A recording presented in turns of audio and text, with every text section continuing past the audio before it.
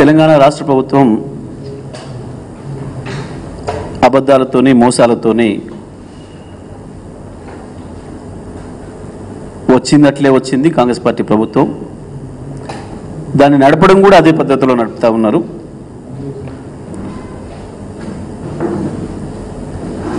ఇవాళ ప్రత్యేకించి నిన్న అసెంబ్లీలో జరిగిన చర్చ, ఇవాళ పొద్దున ప్రధాన పత్రికల్లో వచ్చిన ప్రధాన శీర్షికలు పెట్టిన వార్తలు ఇంత దుర్మార్గంగా అంటే,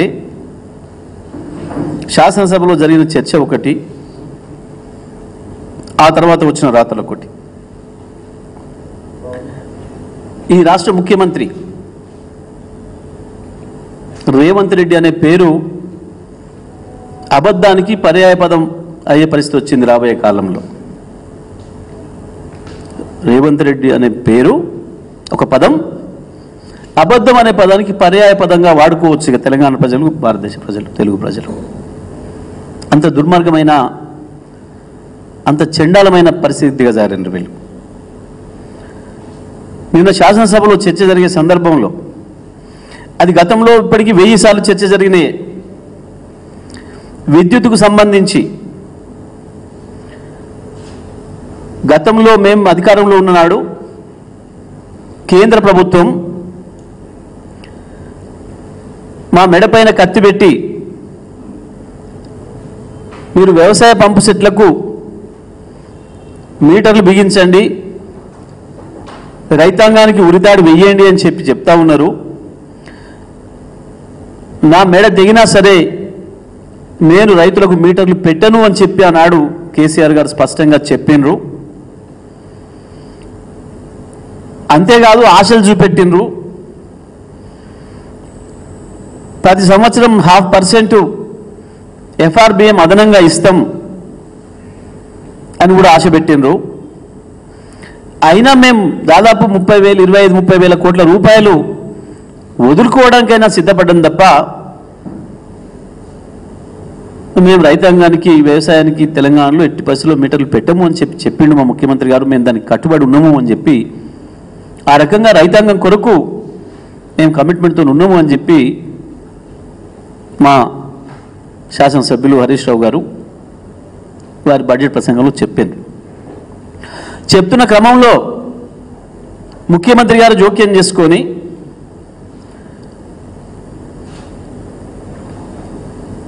మీరు పెద్ద పోజులు కొడుతున్నారు, మీరేందో త్యాగం చేసినాం, మీరేందో పోరాటం చేసినాం మాట్లాడుతున్నారు, కానీ అది నిజం కాదు.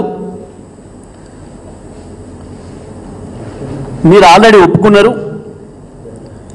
2017లోనే మోడీ గారు, కేసీఆర్ గారు ఇద్దరు కలిసి సంతకాలు మార్చుకున్నారు, సంతకాలు పెట్టుకున్నారు అని చెప్పి శాసనసభను, రాష్ట్ర ప్రజల్ని తప్పుదో పట్టించే ప్రయత్నం చేసిండు, ప్రజల్ని మోసగించే ప్రయత్నం చేసిండు.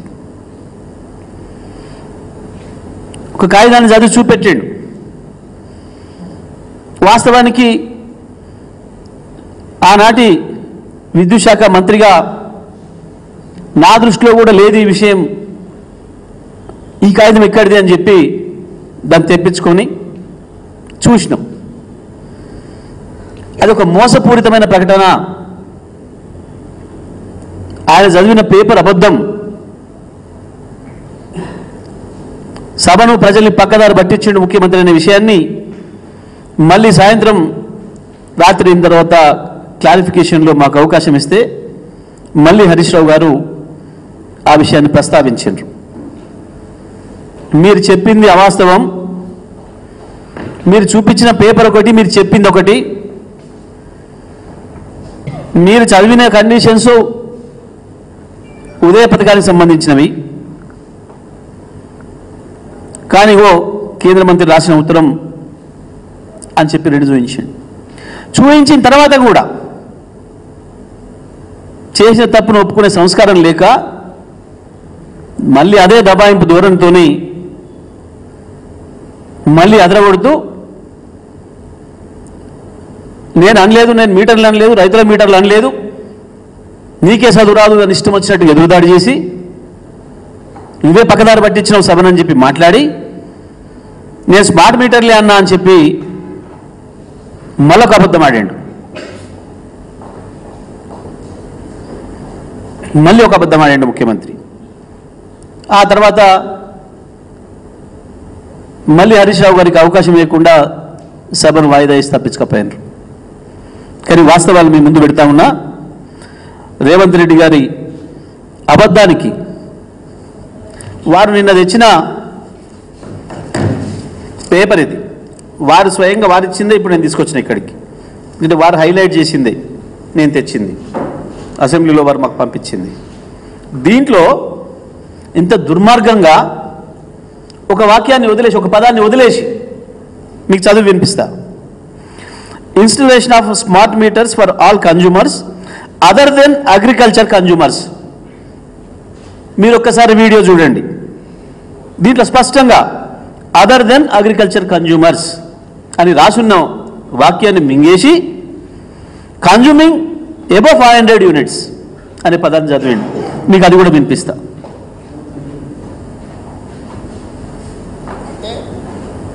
డిస్ట్రిబ్యూషన్ ట్రాన్స్ఫార్మర్స్ దగ్గర జనవరి 4 తారీఖు నాడు ఒప్పందం చేసుకొని ఏం చెప్పిందంటే జూన్ 30 తారీఖు లోపల, అంటే దాదాపు 6 నెలల లోపల డిస్ట్రిబ్యూషన్ ట్రాన్స్ఫార్మర్స్ దగ్గర 100% మేము మీటర్లు బిగిస్తామన్నారు. అదేవిధంగా 500 యూనిట్లు కానీ 200 యూనిట్లు వాడుకునే వాళ్లకు 31 డిసెంబర్ 2018, అదేవిధంగా 31 డిసెంబర్ 2019, అంటే 100% గృహ వినియోగదారులకు, అదేవిధంగా వ్యవసాయపు డిస్ట్రిబ్యూషన్స్ ఉన్న దగ్గర మేము మీటర్లు పెడతామని ఒప్పందాలు చేసి సంతకాలు చేశారు అధ్యక్ష. ఈ సంతకం